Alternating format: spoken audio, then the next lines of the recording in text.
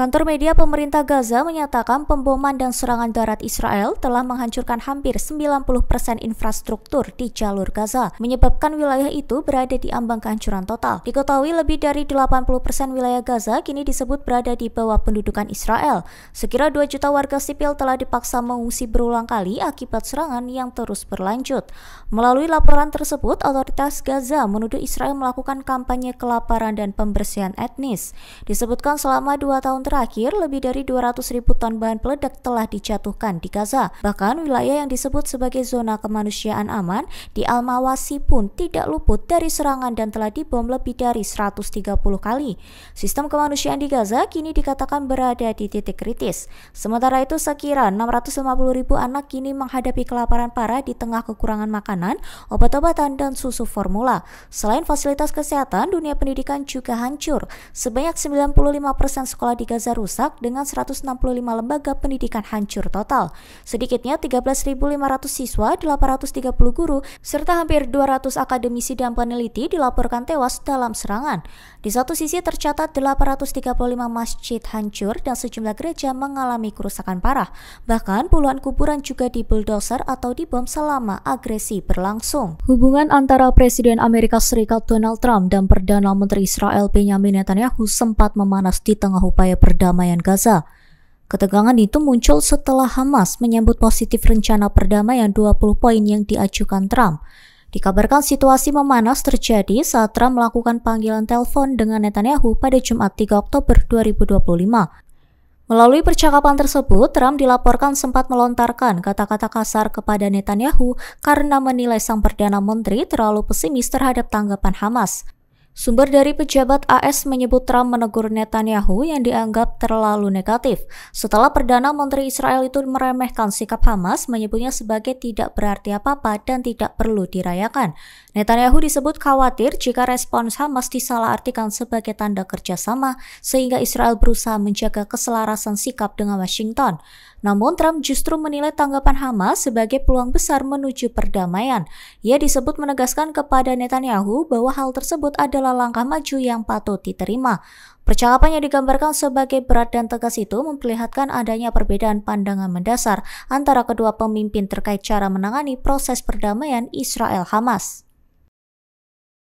Sejumlah aktivis internasional dari Global Sumut Flotilla mengaku mengalami kekerasan fisik dan psikologis saat ditahan oleh militer Israel di Tel Aviv. Mereka disiksa setelah kapal kemanusiaan yang membawa bantuan untuk Gaza diserang di Laut Internasional pada Rabu 1 Oktober 2025.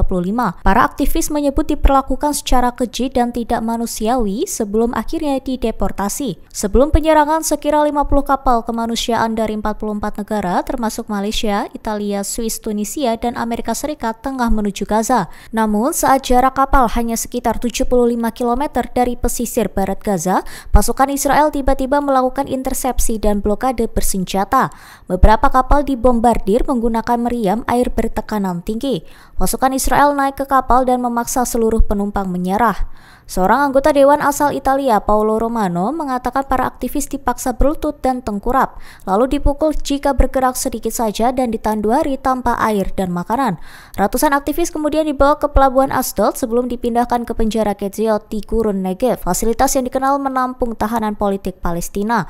Mereka ditahan selama 2 hari tanpa air bersih, tanpa akses medis, dan ditempatkan di sel sempit. Romano menyebut mereka diperlakukan seperti binatang. Ia bahkan menuturkan pasukan Israel kerap membuka pintu di malam hari sambil menodongkan senjata untuk menakuti para tahanan. Sejumlah warga Gaza dikabarkan memberikan pujian kepada Presiden Amerika Serikat Donald Trump seusai dirinya mengumumkan gencatan senjata antara Israel dan Hamas. Mereka menilai langkah Trump itu membuat Perdana Menteri Israel Benjamin Netanyahu tak akan bisa menghindar dari tekanan internasional seperti sebelumnya. Sami Adas, warga kota Gaza berusia 50 tahun, menyebut keputusan gencatan senjata yang diumumkan langsung oleh Trump adalah hal terbaik yang terjadi sejak perang berkecamuk. Menurutnya, Netanyahu kali ini tidak akan bisa lolos begitu saja karena Trump secara pribadi turun tangan dalam proses gencatan senjata tersebut. Adas juga menilai bahwa hanya Presiden AS yang memiliki kekuatan politik dan pengaruh besar untuk memaksa Israel patuh serta menghentikan agresinya di Gaza. Sementara itu, warga Palestina di Ramallah, tepi barat, turut menanggapi positif sikap Hamas dalam menanggapi rencana perdamaian yang digagas Trump. Seorang warga bernama Iyad Safi menilai sikap Hamas kali ini sangat baik dan penuh pertimbangan. Ia menekankan bahwa yang terpenting saat ini adalah menghentikan perang dan mengakhiri penderitaan rakyat.